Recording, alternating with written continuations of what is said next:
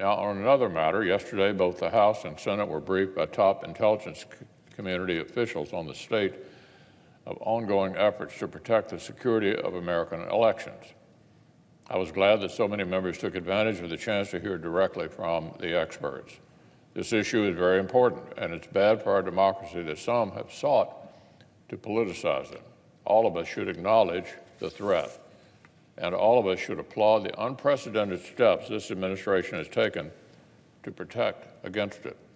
These significant efforts undertaken by the administration and funded by the Congress are actually working.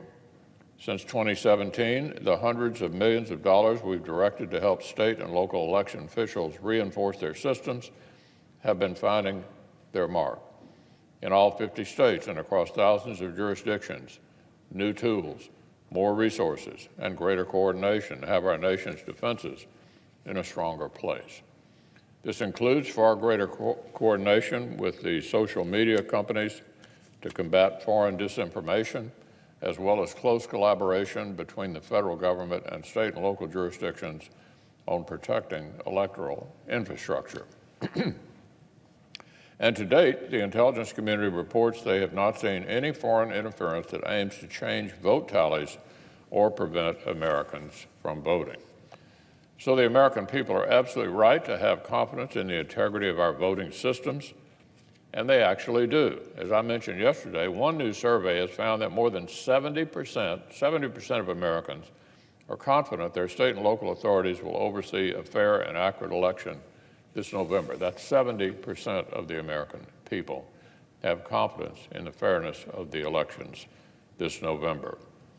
As an aside, Madam President, this is worth remembering as our Democratic colleagues try to claim that election security demands things like unprecedented Washington power grab over the nuanced details of how states and localities conduct elections, or addressing things like campaign finance. These are long-time left-wing goals that have basically nothing whatsoever to do with the actual threats now before us.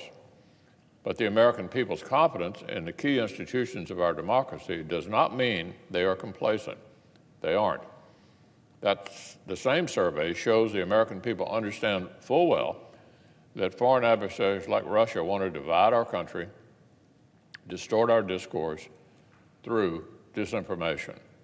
And the intelligence community confirms that as well. Our intelligence experts have publicly assessed that Russia and other adversaries will continue looking for ways to warp our public debate from overseas.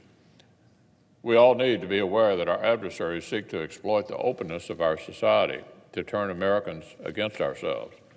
Adversaries like Russia want to exacerbate social and political tensions in our country. They want to undermine our confidence in our own elections and our democratic institutions. This is why I have stressed that politicians need to be careful not to take the bait. It's why the President signed an executive order to enable sanctions against any person or any country that attempts to meddle in our elections. It's why this administration has created new procedures for promptly notifying campaigns that are targeted by foreign entities, unlike how the Obama administration hid the ball back in 2016. And it's why the new tough foreign policies of the last 3 years will continue to be essential.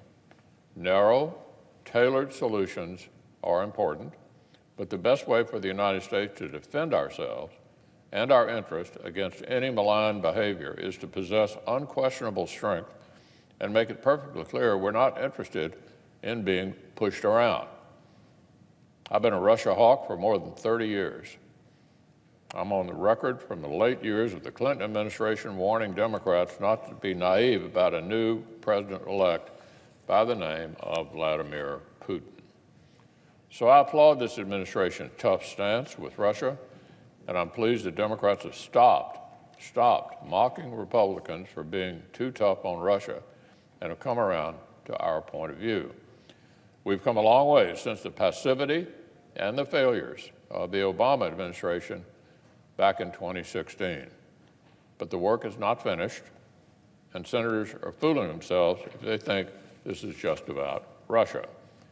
We must stay vigilant, all of us, federal leaders, state and local elections officials, and every American citizen. Every one of us has a part to play in protecting our democracy.